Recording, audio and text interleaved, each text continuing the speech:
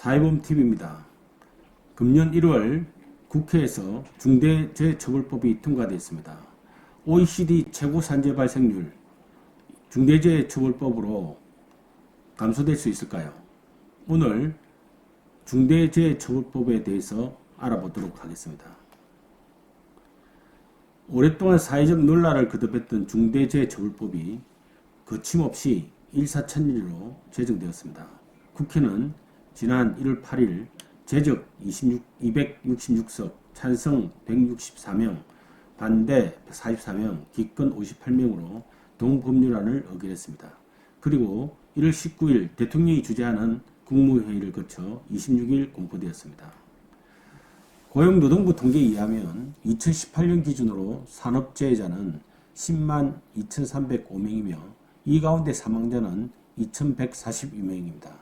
이는 OECD 국가 중 최상위권으로 1인당 GDP가 3만 달러를 넘는 국가로서는 가슴 아프고 부끄러운 기록이지만 우리나라의 산재 발생률은 하향 추세를 보여왔습니다. ILO 기준 근로자 10만 명당 치명적 산업재해자 수는 1994년에는 34.1명으로 가장 최상위에 있었으나 그 이후 점차 감소하여 1999년 19.6명, 2006년 9.6명, 2014년 5.8명, 2019년 4.6명으로 하락했습니다.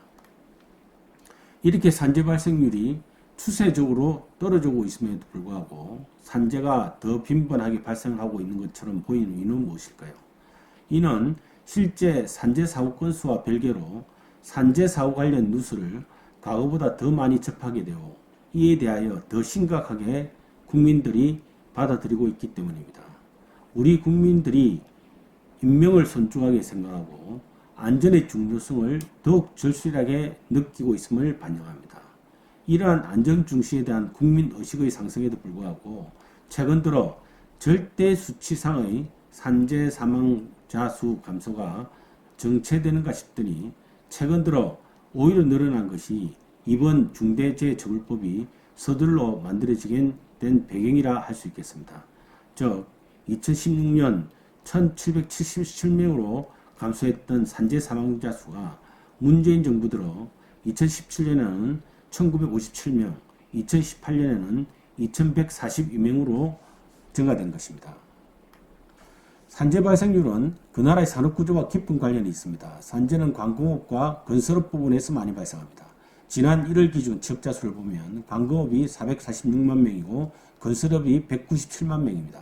다른 선진국에 비해서 제조업 종사자 비율이 높은 편이고 건설업 종사자는 상대적으로 더 많습니다. 이러한 산업구조는 대한민국을 바치고 있는 큰 저력이기도 하지만 산재 발생을 획기적으로 감소시키기 어렵게 만드는 요인이 되고 있습니다. 특히 건설업에서의 산재 발생은 부동산 경기와 상관관계가 높은데 최근에 부동산 경기가 전체 산재 발생률을 높였을 것으로 보입니다. 한편 4차 산업혁명의 진전과 함께 플랫폼 경제 종사자 비율이 늘어나고 있는 것도 산재 측면에서는 부정적으로 작용될 것으로 전망됩니다. 코로나로 인하여 택배, 킥 등 오토바이 등을 이용한 배달이 늘어나고 있어 향후 산재 관리를 어렵게 만들 것으로 예상됩니다. 중대재해처벌법을 구체적으로 살펴보면 동법은 산업재해만 대상으로 하는 것은 아닙니다. 중대재해에는 산업재해와 함께 시민재해가 포괄되고 있습니다. 중대재해처벌법과 관련하여 경영계에서 우려하고 있는 것은 산재나 사고 발생 시 사망자가 발생하게 되면 사업주나 경영책임자는 1년 이상의 징역이나 10억 원 이하의 벌금으로 처벌받게 되어 있는 조항 때문입니다. 안전보건 확보 의무 불이행이라는 단서가 붙어져 있기는 하지만 이 법이 시행되면 사망사고가 발생하면 사업주나 경영책임자가 행사법으로 1년 이상의 징역형을 받게 된다는 점은 기업을 경영하는 사람 입장에서는 매우 부담스러운 것이 될 수 있습니다. 산재사고와 관련해서는 중대재해처벌법이 아니다 하더라도 산업안전보건법에 의하여 처벌받을 수 있게 되어 있습니다. 다른 점은 산업안전보건법상의 의무 내용은 비교적 구체적이지만 중대재해처벌법은 포괄적이고 구체적인 사항은 시행령이 위임되어 있습니다. 또한 처벌 수위도 산업안전보건법에서는 사망의 경우 7년 이하의 징역 또는 1억 원 이하의 벌금으로 규정되어 있는 반면에 중대재해처벌법에서는 1년 이상의 징역 또는 10억 원 이하의 벌금으로 규정되어 최소 1년 이상의 징역형을 내리도록 행령 범위를 상향으로 만들어 놨습니다. 우리나라의 형법은 살인자의 경우 사형, 무기 또는 5년 이상의 징역에 처한다고 규정하고 있지만 업무상 과실, 중과실치사죄는 5년 이하의 금고 또는 2천만 원 이하의 벌금에 처하도록 하고 있고 교통사고 처리 특례법상의 사망사고도 업무상 과실, 중과실치사죄에 따르도록 하고 있습니다. 따라서 중대과실처벌법은 중과실치사죄 이상의 행사적 처벌을 하도록 하고 있어 사업 경영자를 불안하게 만들고 있는 것입니다. 사업주나 근로자 모두 산재, 사고 등 재해가 발생하지 않도록 경각심을 가지고 최선의 노력을 해야 합니다.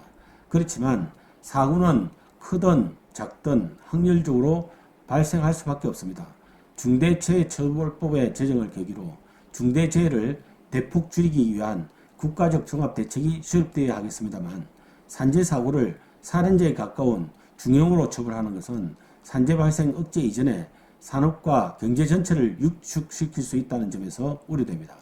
그동안에도 산재가 발생하면 산재보험료가 올라가는 것뿐만 아니라 각종의 공급사업에 입찰을 하지 못하거나 한다 하더라도 불이익을 받도록 되어 있고 기업이나 사업주는 비난을 받고 소송을 당하기 때문에 사업주를 전전긍긍하게 만들어 심지어 산재 사고를 은폐하는 일도 있었습니다.